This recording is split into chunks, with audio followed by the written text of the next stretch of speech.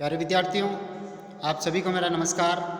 मैं डॉक्टर नेमीचंद कुमावत, सहायक आचार्य हिंदी विषय, राजकीय महाविद्यालय की आपकी इस बीए प्रथम वर्ष विषय हिंदी साहित्य के प्रथम प्रश्न पत्र की आज की इस ऑनलाइन कक्षा में मैं आप सभी का हार्दिक अभिनंदन और स्वागत करता हूँ। प्यारे विद्यार्थियों, अभी हाल ही की जो ऑनलाइन कक्षाएं हुई थी, 8-9 ऑनलाइन कक्षाएं, जिसमें हमने आपकी पाठ्यपुस्तक जो है प्राचीन काव्य उसके 8वें अध्याय मलिक मोहम्मद जायसी और उनके द्वारा रचित पद्मावत से अवतरित नागमती वियोग वर्णन खंड का हमने नागमती वियोग वर्णन खंड के 15 पदों का हमने विस्तार से अध्ययन किया।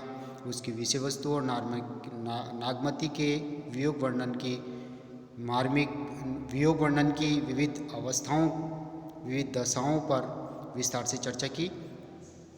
जायसी के द्वारा ये किया गया नागमती का वियोग वर्णन हिंदी साहित्य की अमूल्य निधि के रूप में जाना जाता है। इसलिए इस अध्याय का पूर्णतः अध्ययन करने के उपरांत मैंने नागमती के वियोग वर्णन पर एक मॉडल आंसर तैयार किया है, जो हाल ही की पिछली 2 ऑनलाइन कक्षाओं से जिसको हम पढ़ते आ रहे हैं। 4 बिंदुओं पर हमने विस्तार से चर्चा कर ली थी। उसी क्रम को जारी रखते हुए आज हम आगे बढ़ रहे हैं। 5वां बिंदु है प्रकृति का संवेदनशील हो जाना। जायसी के वीरे संतप्त पात्रों के साथ प्रकृति भी अत्यंत संवेदनशील होती हुई दिखाई पड़ती है। इसलिए उनके काव्य में पशु, पक्षी, पेड़, पौधे, पुष्प, लता आदि विरहीजनों के निकट संबंधी बन गए हैं। विरह संदेश को सुनकर पक्षी व पत्ते विरह की आग में जलने लग जाते हैं। जैसे एक उदाहरण देखिए, लेसु संदेशा विहंगम चला, अर्थात नागमती का संदेश लेकर के पक्षी जैसे ही सिंगल द्वीप पर्वत की ओर गया, वही आगे शीघ्रो सिंगला और वह उठी आगे शीघ्रो सिंगला और वह नागमती के वियोग की आग, जो वह पक्षी वहाँ जाता है तो वही आग पक्षी की लगी और सारे सिंगल द्वीप पर्वत पर आग लग गई। इस तरह का वो आत्मक वर्णन हमें देखने को मिलता है। फिर अगली पंक्ति है, पीव वियोगस बाउर जीव, अर्थात प्रियतम के वियोग में मैं बाउर यानी बावली होकर के जी रही हूँ। पपिया नीति बोले पीव पीव, और पपिया प्रतिदिन पीव पीव बोलते थे। प्रकृति उद्दीपनकारी रूप में यहाँ चित्रित होती है। अधिक काम दादेश और रामा, और कामदेव यानी कहने का तात्पर्य इस वियोग वेदना में काम भावना भी अत्यधिक उसे सता रही है। हरि ले सुआ गयो पीव नामा, और मेरे प्रियतम को नाम को हरि यानी हीरामंत होता यहाँ आया और वो मेरे प्रियतम को मेरे से छीन करके यहाँ से गायब हो गया। इसी तरह से अगली पंक्ति देखिए, यह तन जारो छार के कहो कि पवन उड़ाओ, मकुते ही मारा गुड़ी परे कंत धरे जे पाऊँ। यानी कहने का तात्पर्य है, यहाँ पर नागमती एक पतिव्रता नारी की भांति वो ये कहती है कि ये तन यानी मेरे शरीर को इस वियोग वेदना रूपी आग में जला करके मैं इसको राख में परिवर्तित कर दूं, और फिर पवन से, हवा से कहूं कि हे हवा, तू मेरी राख को उड़ा दे और उड़ा करके उसी मार्ग पर पटक गिरा देना। मकु तेई मार्ग उड़ी परे, उस मार्ग तक लेकर के चले जाना।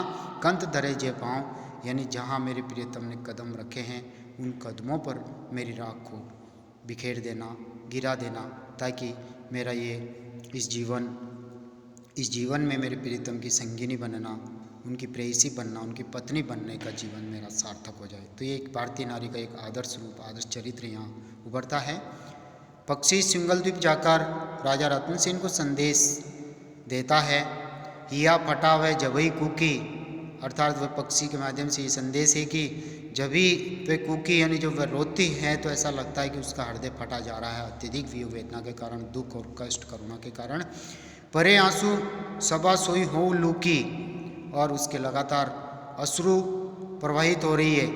यानी कहने का तात्पर्य सोई हो लूकी, अर्थात उसकी लौ से सब एक तरह से सूखे जा रहे हैं, उसकी लपट से। परे आंसू सबा सोई हों लूकी, अर्थात जहाँ पर उसके अश्रु गिरते हैं वही जगह सूख जाती। इतने गर्म आंसू एक तरह से वियोग वेदना से तपे हुए। चौखंड छिटकी वह आगी, और चारों खंडों में ब्रह्मांड में वह आग, वियोग वेदना की आग बिखर चुकी है। धरती जरती गगन लो लागी, और धरती पर तो ये आग लगी हुई है और उसकी लपट जो है आकाश तक भी पहुँच गई है। अतः जड़ चेतन सभी प्राणियों के सभी जड़ चेतन सभी विरयजनों को सहानुभूति प्रदान करते हैं। अगली जो विशेषता है वो है विरयजनों की कृष्यता का चित्रण। विरयजनों की कृष्यता का चित्रण। जायसी ने पूरे मनोयोग से विरयजनों की वेदना का बड़ा ही हृदय विदारक चित्रण किया है। विरयजनों की कृष्यता को अत्यंत बड़ा चढ़ाकर बताया गया है। विरय की अग्नि में शारीरिक स्थिति दयनीय व शोचनीय हो जाती है। वे अपने आप में हड्डी के ढांचे मात्र दिखाई पड़ने लगते हैं। विरय के अगाध सागर में डूबी हुई नागमती पक्षियों को मार्मिक संदेश देती हुई अपनी कृष्यता प्रकट करती है। यथा पीयू सो संदेशड़ा कहूँ है बोरा है काग, सो धनी विरय जरी मुई तेईक धुआं लाग। अर्थात मेरे प्रियतम तक है बोरा है कोवा, तुम संदेश पहुंचा दो और संदेश ये कहना, सो धनी यानी वही तुम्हारी प्रेयसी, विरय जरी मुई यानी विरय वेदना के कारण जरी यानी जल गई, मुई यानी मर चुकी हैं, और उसकी चिता से उठा हुआ धुआं तेईक धुआं हम लाग अर्थात हमारे शरीर पर लग गए हैं, इसलिए हम दोनों काले हो गए हैं। बोरा और काग वैसे काले होते हैं। तो ये एक तरह से अतिशोक्तिपूर्ण वर्णन है। कुहू की जस कोयल रोई, रकत आंसू गुगुंची बन बोई, यानी कोयल की तरह कुक कुक करके नागमती वियोग वेदना में रुदन करती है, रोती है, और अत्यधिक असह्य पीड़ा के कारण खून के आंसू इस तरह से गिरते हैं मानो गुगुंची बन बोई, जैसे सावन के महीने में सावन की डोकरियाँ यानी लाल रंग के कीड़े रेंगने लग गए हों। हाड़ भये सब किंकरी, और वियोग वेदना के कारण वो एक तरह से हाड़ हड्डियाँ जो है वो कंकाल तंत्र में परिवर्तित हो गई है। नसें भई सब तांती, और जो उसकी नसें थी वो सभी एक धागे के रूप में परिवर्तित हो गई है। अत्यंत क्षीण दुर्बल कृष्णकाय, रों से धुनी उठे कहो बिया के ही भांति, और उसके रोम से धुआं उठने लगा है, कहो बिया के ही भांति, अर्थात उसकी वियोग वेदना का वर्णन कहाँ तक किया जाए। अगला बिंदु है पर्वों, ऋतुओं, पर्वों, त्योहारों में विरह का आधिक्य। प्राचीन काल से ही ऋतुओं और बारहमासा का मनोवैज्ञानिक चित्रण होता आया है। जायसी ने भी इस परंपरा को आगे बढ़ाया है। संयोग काल की सभी वस्तुएं जो अत्यंत सुखकारी होती है वही वियोगावस्था में अत्यंत दुखकारी बन के उद्दीपनकारी हो जाती है। जायसी ने भारतीय विवाहित नारी का 12 महीनों की ऋतुओं को ध्यान में रखते हुए स्वाभाविक रूप से मर्मस्पर्शी चित्रण प्रस्तुत किया है।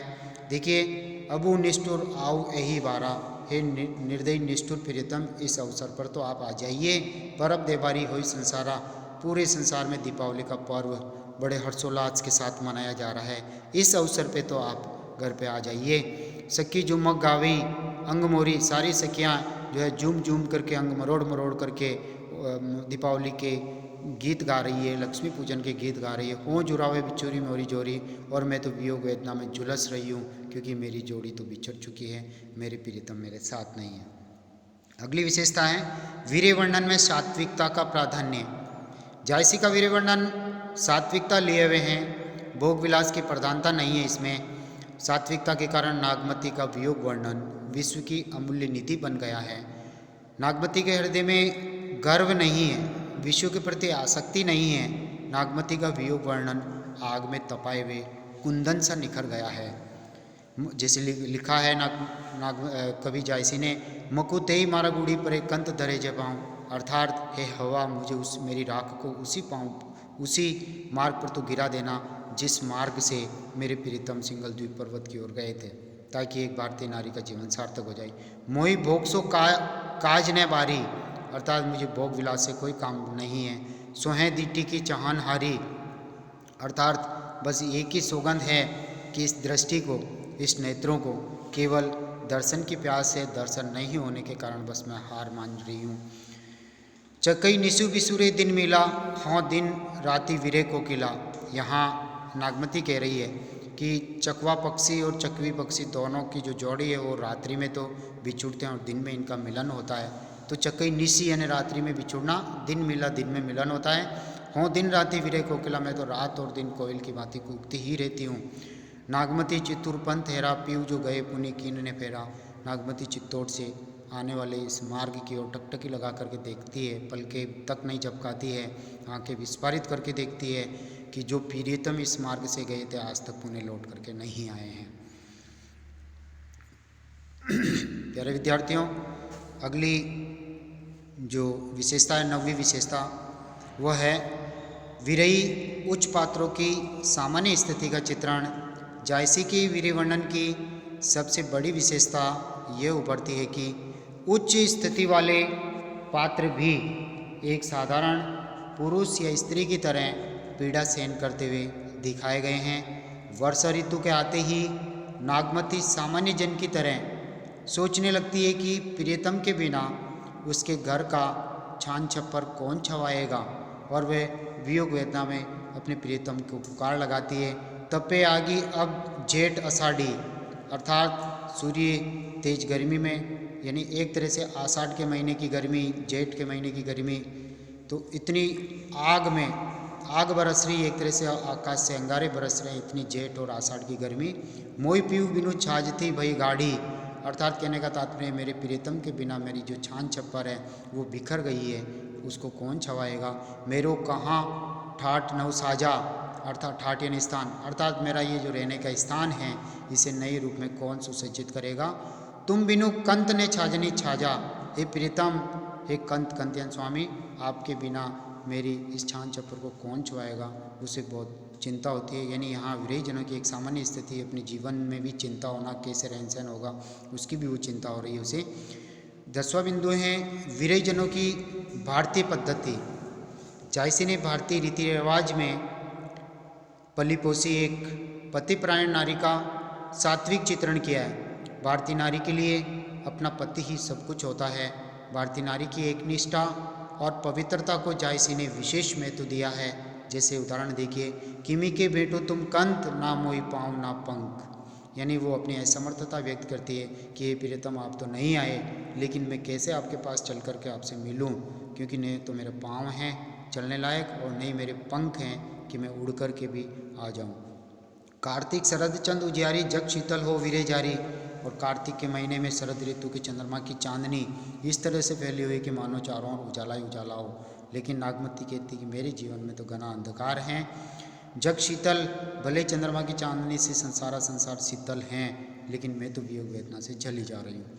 प्रेम भाव दुख जानने कोई, जय जय लागे जाने ते सोई, अर्थात इस वियोग वेदना के इस प्रेम को, दुखी जनों के इस प्रेम को वही जान सकता है जो दुखी हुआ है, अन्यथा कोई नहीं जान सकता है। जय लागे, यानी कहने का तात्पर्य जिसने इस वीर्य का भोग किया है वही इस पीड़ा की कसब को जान सकता है। 11वें बिंदु की ओर हम आगे बढ़ते हैं। वीर्य की विविध दशाओं का चित्रण। जायसी ने नागमती वीर्य वर्णन में वीर्य की सभी 10 काम दशाओं का चित्रण किया है। ये सभी दशाएं हैं मिलन की अभिलाषा, चिंता, स्मरण, गुण कथन, मन का न लगना, उद्वेग, प्रलाप यानी बड़बड़ाना, उन्माद यानी विवेक खो देना, जड़ता, व्याधि, मरण आदि।